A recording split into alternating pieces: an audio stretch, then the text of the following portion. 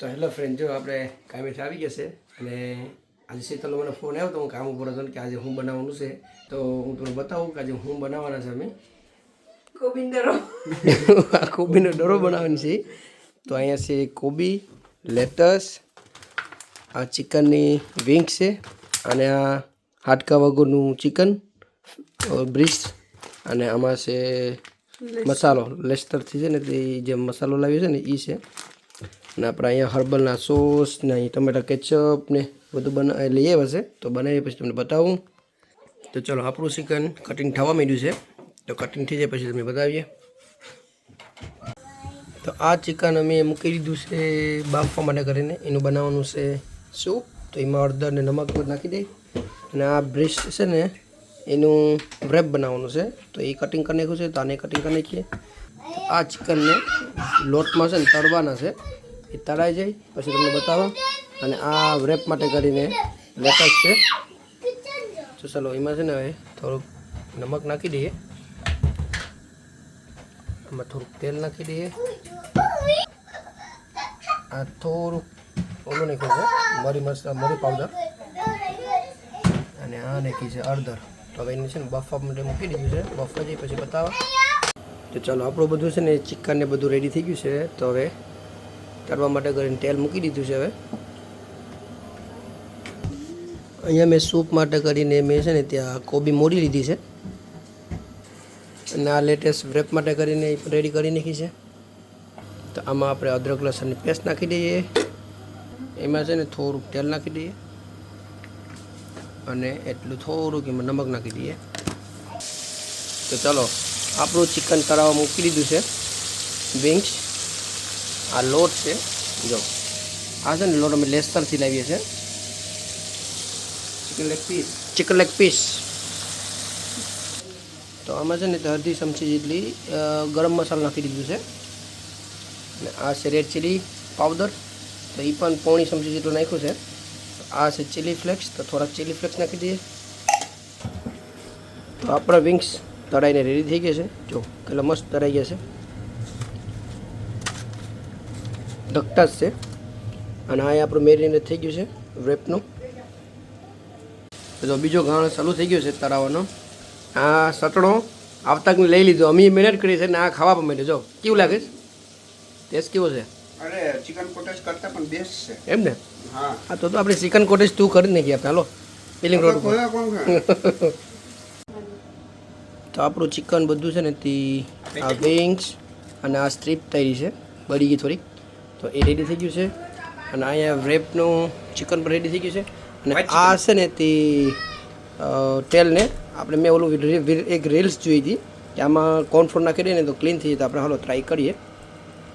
તો જો આમાં છે ને મેં કોર્નફ્લોર પાણીમાં મિક્સ કરીને લઈ લીધો છે. તો ચલો આમાં નાખીએ હવે આપણે. એ તો બુંદીની જેમ તળાવ હોય. તો નાખો. હલો, મોટી ચમચી લે. બબુડા છે. એ તળાઈ ગયું તો આખું. આ ખોટી વાત છે. આ થઈ નહીં. જોઉં તો ખોરી. હા, હે જોઈએ ને આપણે. હારો બનાવી ખાઈ દેજો પછી. નહીં, ખાવાનું હોય નહીં.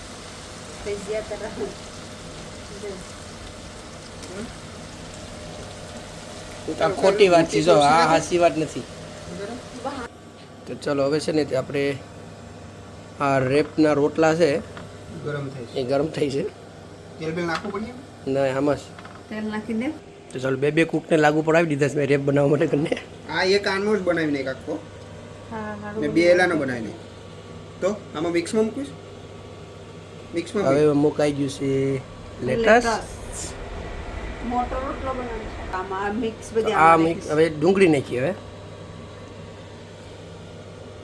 બધી મરી. હવે ટમેટા આવી ગયા છે. હવે આવી ગયું છે ચીલી સોસ. ચીલી છે, તીખો છે ને? હા. ટોમેટો.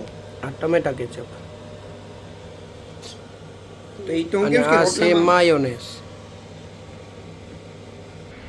આ નાખ્યા છે ધનિયા. તો આ ફ્રાય કરેલી જે ઓલી હતી ને સ્ટ્રીપ એ છે.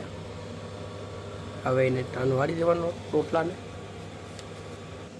તો તો જો એક રેપ બની ગયું છે આપણે. હવે આ યોગેશીનો રેપ બનાવે છે. બસ બીજું સોસ. આયા શું બધી પૈરાસ આખું પ્લેટફોર્મ તો જામ. છેડાવી દે કાકો. તો આમાં ચિકન ને ટમેટા ને ડુંગળી ને મુકાવા માંડ્યું છે હવે. પેલું લેટેસ્ટ તો લાય. પાડ્યો અહીંયા લેની. ચલે લેટસ દેશી ગામણીઓ છે. ધનિયા ફેંકે માર્યા. બની ગયો ને આપણો રેપ. રેપ બની ગયો. હવે એને વારી અહીંથી આ પેક કરવાનું કેમ? એ તો તારે જેમ કરવું એમ. આમાં તો ચલો રેપ હવે વળી ગયો છે. આ ખાવા માંડતું.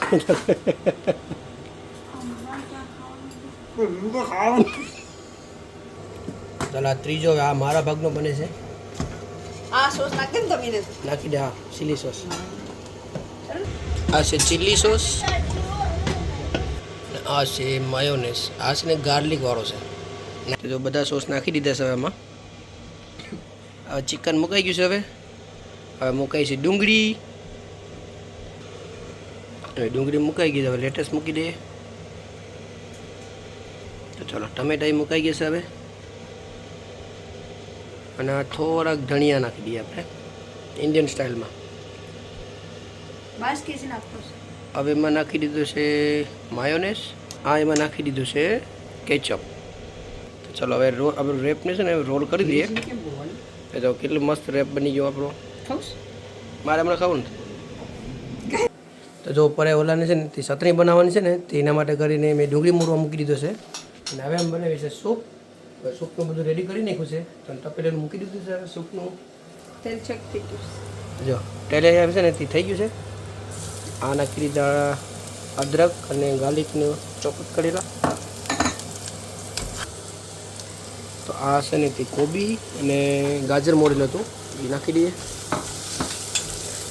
તો એટલે તો આ આપણે નાખી દઈએ ચીલી સોસ. આ છે ડાર્ક સોયા સોસ. તો જો આપ દોસ્તો આ તો હાસું પહેર્યું જો. આ શું કહ્યું? તેલ બધું છે ને તે ક્લીન થઈ ગયું ને બધું ઓલું કચરો નીચે બેસી ગયો છે. ઓકે હા. હા તો તેલ ક્લીન કરવું હોય તો આવું કરવાનું. હજી એમાં નાખવું પડશે. તો આ છે ને ચિકનનું જે બાફું હતું ને એ જ પાણી છે. એ જ પાછું આપણે વાપરવાનું છે એમાં. તો હાલો હવે એમાં ચિકન નાખી દઈએ. હજી આ એક કાપ નાખું ને. તો આ ટોપડી ભરીને પાણી નાખી દીધું છે. કેમ કે આમાં માવો મસાલો બહુ છે. હવે આને મોરવા મૂક્યું તો આખું ટેબલ તો જો કર્યું છે આખું લેલમ સેલમ કરી તું વેટરમાં પણ હાલવી. ક્યુટ કુક તો ક્યુટ. તો હવે છે ને આપણે સૂપમાં ઉકળાતો આવી ગયો છે. તો એમાં કોર્નફ્લોરનું પાણી બનાવ્યું છે નાખી દઈએ.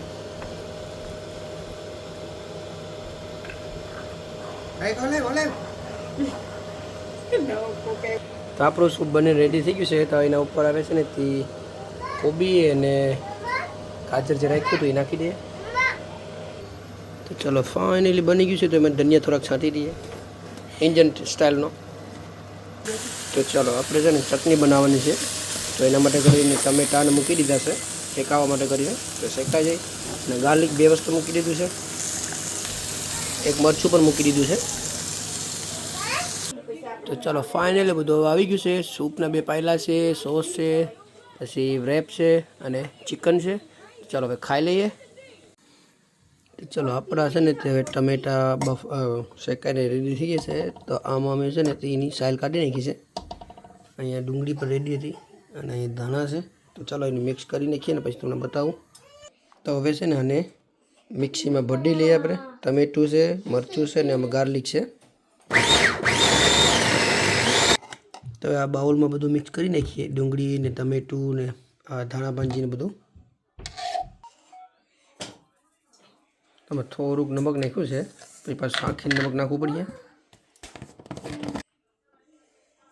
આ છે રેડ ચીલી પાવડર અને આમાં છે ને લીંબુ થોડુંક લીસવી નાખવાનું. આ છે મેગી મસાલો. તો એકમાં મેગી મસાલો પડી નાખી દેવાની થોડીક, એટલે કે જેટલી જરૂર પડે એ પ્રમાણે.